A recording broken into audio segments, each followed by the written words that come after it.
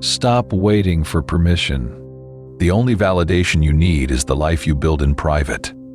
You're distracted not by noise, but by other people's timelines.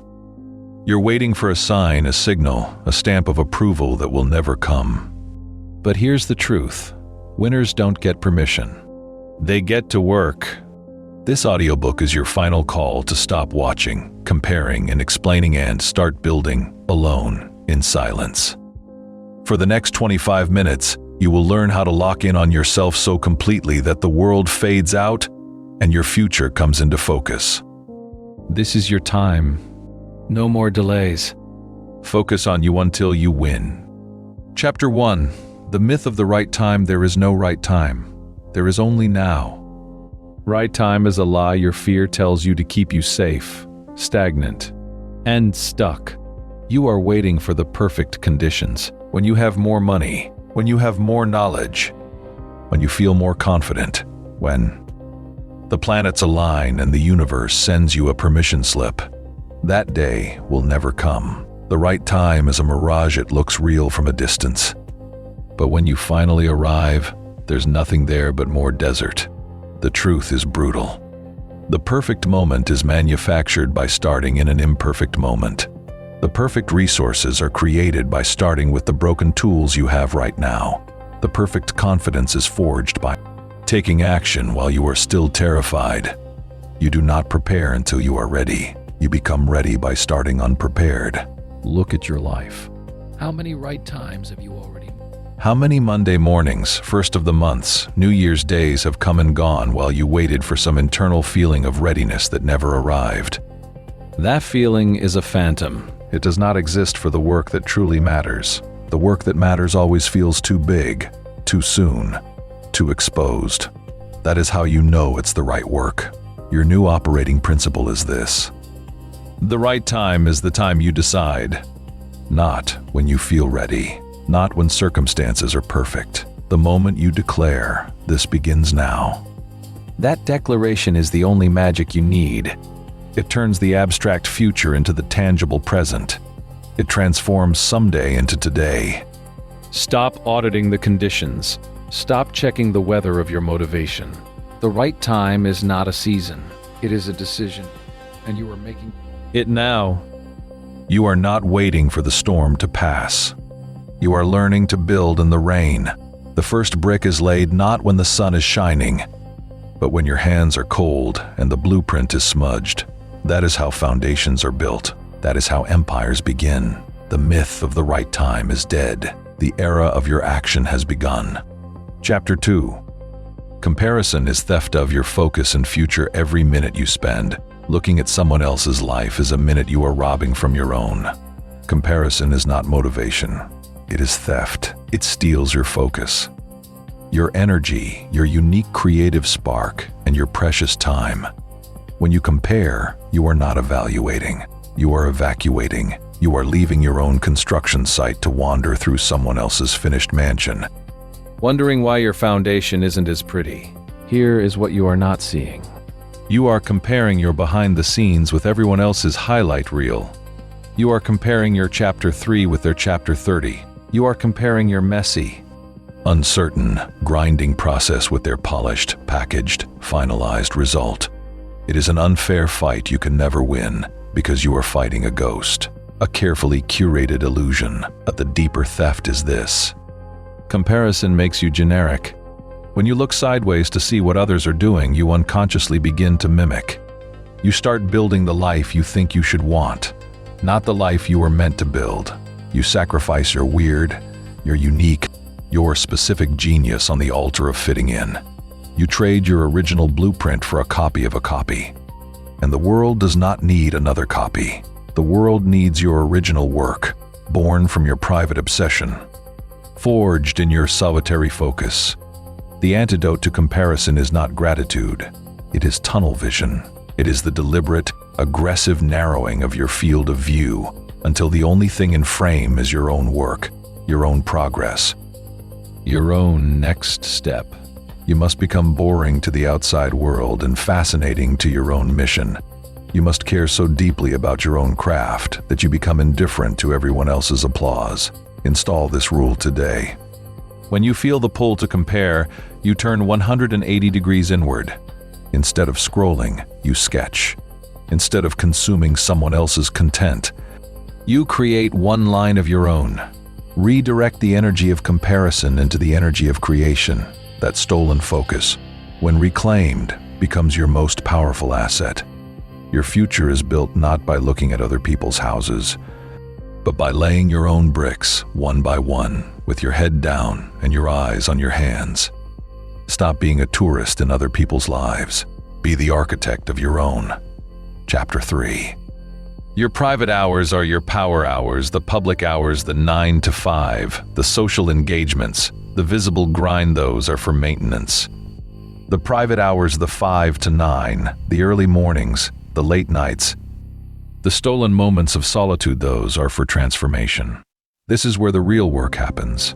This is where you are forged. Your power is not built in the spotlight. It is built in the shadows, in the silent, unseen, uncelebrated hours when no one is watching and no one cares. What you do when you have no audience determines everything about the life you will have when you do. The person you become between midnight and dawn is the person who shows up to claim the day at sunrise. The discipline you practice in an empty room is the discipline that will hold you steady on a crowded stage. Your private hours are your training camp. This is where you build the strength that the world will later call talent, the resilience it will call luck, the skill it will call genius. You must become a guardian of these hours. They are non-negotiable. They are sacred. You do not give them away to mindless scrolling, to passive entertainment, to the draining drama of other people's lives. You invest them, you weaponize them, you spend them in deep focus, demanding work on yourself and your craft. This requires a new calculus. What do I have to do today? And start asking, what can I build today that only I can build? The first question leads to a busy, public, reactive life. The second question leads you straight to your private power hours. It is in those hours that you write the code, paint the canvas, solve the problem, build the body. Learn the skill that changes everything. The world is loud. Your power is quiet. It grows in silence. It multiplies in focus. It compounds in the consistent daily investment of your most precious resource or solitary attention into your most important asset, your future self. Protect your private hours like your life depends on it, because it does. Chapter 4. Stop announcing, start building. Your mouth is the enemy of your momentum. Every time you announce a goal before you have made tangible progress, you trick your brain into feeling like it has already accomplished something. You get a hit of social dopamine and the approval. Good luck. Comments.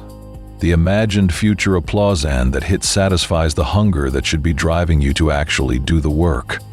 You have spent the fuel before starting the engine. Announcing is seeking external validation for an internal commitment. It is outsourcing your motivation. It is saying, watch me, so I have to do it. But true discipline does not need an audience. True commitment is a contract you sign with yourself in invisible ink. It is silent. It is private. It needs no witnesses. The builders, the true creators, they operate in stealth mode.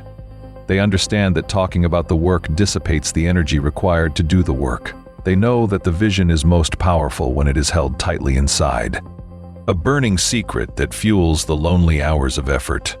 They do not need cheerleaders. They need results.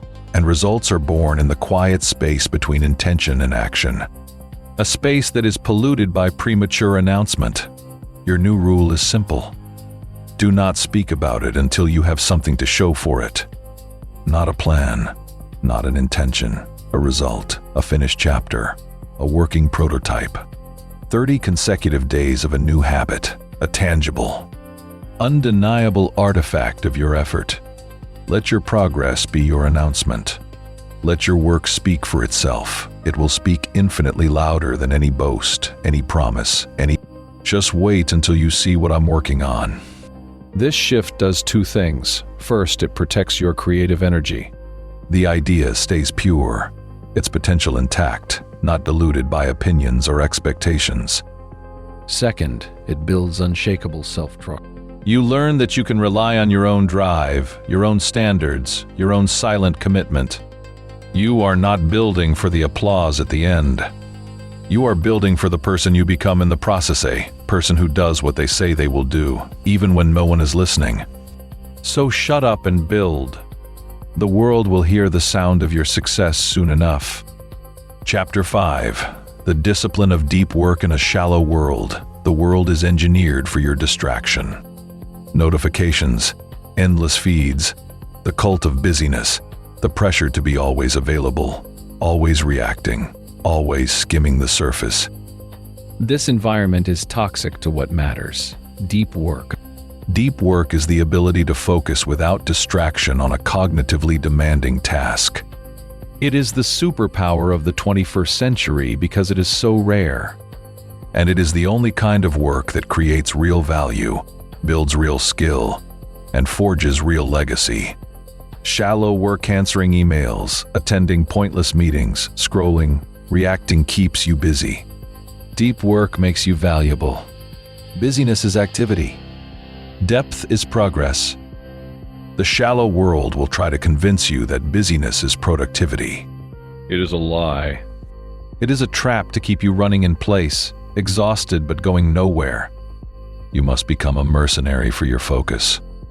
You must defend your capacity for deep work like it is the last well in a desert.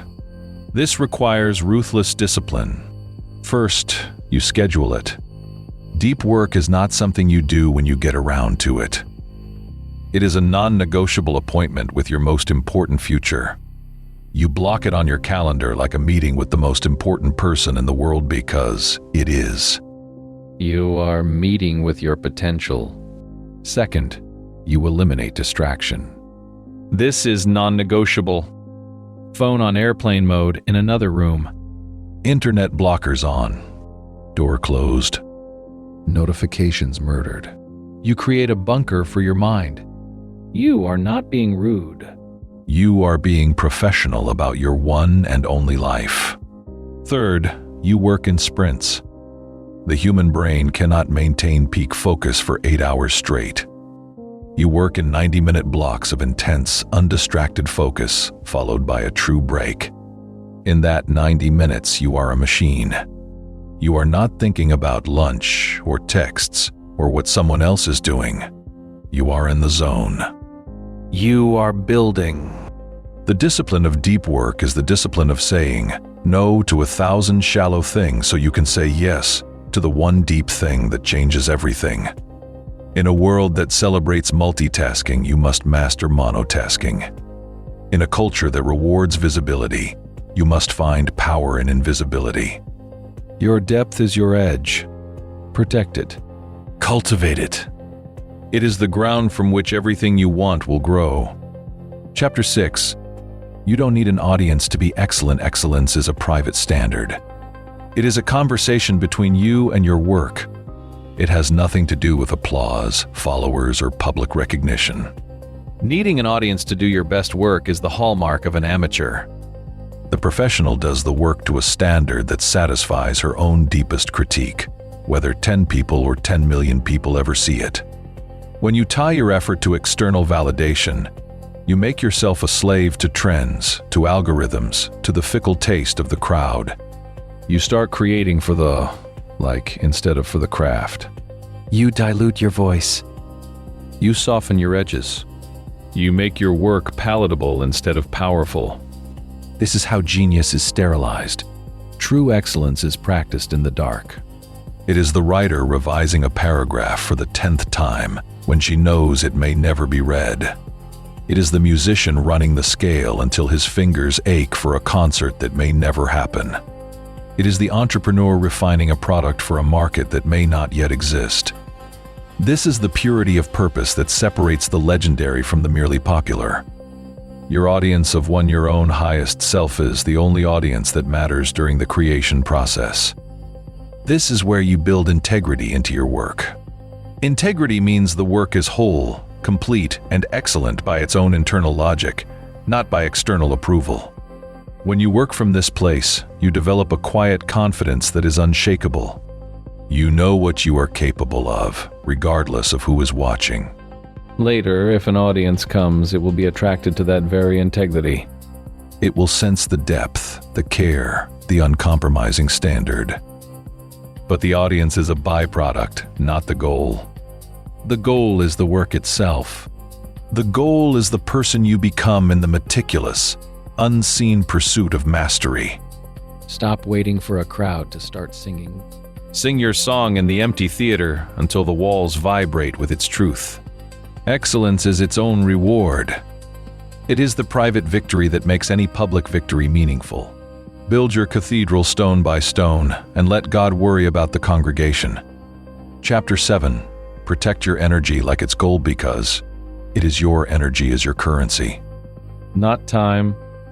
Time is neutral. An hour spent depleted is worth. An hour spent with focused, creative, explosive energy is priceless. You must become a ruthless investor and guardian of your mental, emotional, and physical energy. Everything you want focus, creativity, resilience, execution runs on this fuel. Most people are energy bankrupt. They give their best energy to things that don't matter, to other people's emergencies, to social media arguments, to worry about things they cannot control, to draining relationships, to a job that only extracts from them. They arrive at their own dreams exhausted, running on fumes, and wonder why they can't make progress. You must perform an energy audit. Track your energy for 3 days. What fills your tank? What drains it? Be brutally honest. Then you must cut the drains and cultivate the fills. This is not selfish. This is strategic. You cannot give what you do not have. You cannot build a legacy on an empty tank. The primary drains are almost always people and inputs. The pessimistic friend. The drama-seeking family member. The endless news cycle. The algorithmic feeds designed to provoke outrage or envy. You must set boundaries. Not with malice, but with the clarity of a surgeon. You say no to what drains you so you can say yes to what builds you. This will feel uncomfortable. Good. Growth lives just outside the border of comfort. The primary fills are almost always solitude, creation, nature, and movement. The morning walk without your phone. The hour of deep work on your project. The time spent reading a book that expands your mind. The act of creating something from nothing. You must schedule these fills as non-negotiables. They are not luxuries. They are the maintenance schedule for your human machinery. Protecting your energy means understanding that your attention is the most valuable thing you own. Where you place it determines your reality. Stop letting the world steal it for pennies. Invest it deliberately in the private work that yields compound returns for your one and only life. Your energy is gold. Guard the vault. Chapter 8. The 90-minute rule. How to own your day before breakfast. The first 90 minutes of your day determine the trajectory of the next 12 hours. This is your golden hour and a half. This is when your willpower is strongest, your mind is clearest, and the world's demands are still silent. How you spend this time is the single greatest predictor of whether you will own your day or your day will own you. Most people surrender this period immediately. They reach for their phone. They check email. They consume news and other people's lives. They inject chaos, comparison, and reactivity into their minds before they have even gotten out of bed. They start the day in a defensive, reactive posture. They have lost before they have begun. The 90-minute rule flips this. It is a proactive, offensive assault on your highest priorities. Here is the protocol, minute 030, no input, only output. Do not consume anything. No phone, no news, no email, no social media. Your mind is a clean slate. This time is for creation, not consumption. You might write in a journal. You might meditate. You might plan your day with intention. You might do your most important deep work. You are putting your own thoughts, your own goals, your own vision into the world first. Minute 30-60. Move your body. Not an optional workout. A non-negotiable movement. A walk, a run, yoga, strength training. You are connecting mind and body. You are flooding your system with oxygen and energy. You are telling your physiology, we are alive, we are active, we are building. Minute 60-90. Fuel with intention. A purposeful breakfast. Not rushed. Not over a screen. You are fueling the machine for the battle ahead. You are practicing the discipline of presence even in a simple act. By the end of these 90 minutes, you have done 3 powerful things. You have defined your day from a place of clarity, not reaction. You have energized your physical engine. You have nourished yourself with intent. You have placed 3 big important stones in the foundation of your day. Everything else that comes, the emails, the meetings, the interruptions, are just pebbles you arrange around these stones. The structure of your day is already solid. You have won the morning, and thus, you have positioned yourself to win the day. Own your dawn. The day follows. Chapter 9, Winning is quiet. The unseen grind of the unstoppable. What you see in public is the victory lap. What you don't see is the 10,000 lonely laps that came before.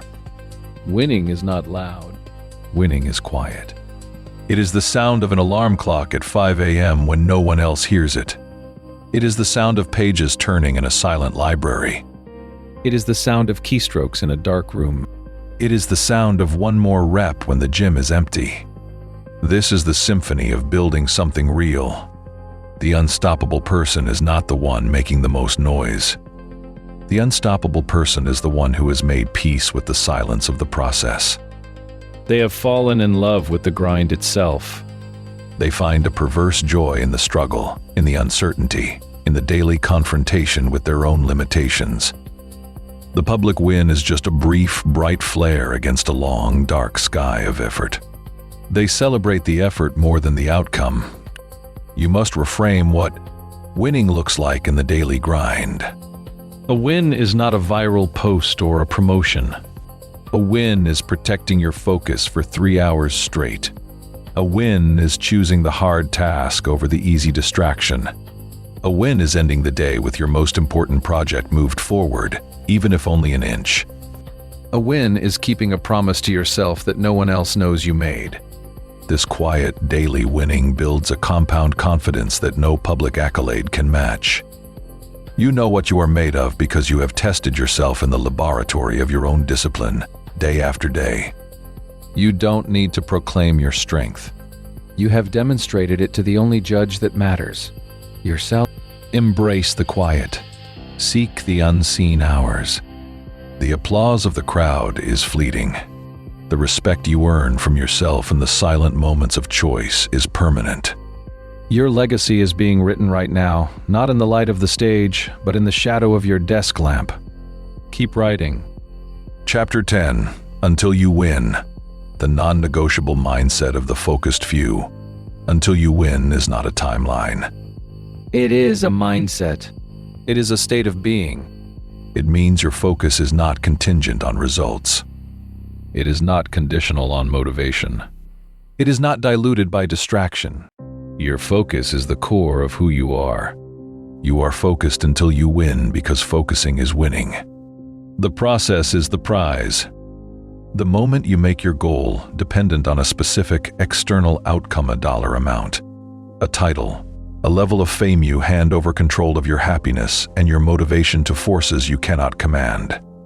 Until you win means you are committed to the path, not just the destination. You are committed to the person you become on the journey, the focused, disciplined, resilient builder. This mindset has 3 non-negotiable pillars. 1. The focus is internal. Your benchmark is your own previous best. Your competition is your own potential. Your validation is your own integrity. The external world is just a landscape, you move through it, is not the scoreboard. 2. The commitment is infinite. There is no plan B. There is no, if this doesn't work out. There is only deepening your focus, refining your skill, and continuing. You do not quit because it's hard. You dig deeper because it's necessary. 3. The work is the reward. The joy is in the craftsmanship. The peace is in the concentration. The pride is in knowing you gave today your focused best. The public result is simply a receipt. The real transaction was the growth that happened inside you during the work. This is the mindset of the focused few. They are not luckier. They are not more talented. They are simply more committed to their own private development than they are to public opinion or immediate comfort. They have made a covenant with themselves. I will focus on my work in silence, with everything I have, until I have created something so undeniable that the world has no choice but to see it. And if that day never comes, I will still have lived a life of depth, purpose, and unshakable self-respect. You now have the blueprint. You have the laws. You have the protocol. The myth of the right time is dead. Comparison is recognized as theft. Your private hours are now your power hours. You have stopped announcing and started building. You defend your energy. You own your morning. You understand that winning is quiet. There is only one thing left to do. It is the only thing that has ever mattered. Focus on you. Lock in. Go deep. Protect your energy. Build in silence. Do it today. Do it tomorrow. Do it the day after that. Do it until the person in the mirror is the person you always knew you could be. Do it until you win. You have the map. The path is clear. It is narrow. It is quiet. It is yours. From this moment, you stop waiting for external signals. You become the signal. You stop comparing your chapter 3 to someone else's chapter 30. You write your own story. word by focused word. You reclaim your private hours as your sovereign territory. You build something real before you ever say a word about it. You defend your focus like it is the last fire in a frozen world. You win your mornings, you own your days, and you understand that true victory is a silent, daily practice. The world is loud. Your focus is your sanctuary. Enter it. Stay there. Build there. Until you win. Now, go. The first silent hour of the rest of your life begins now.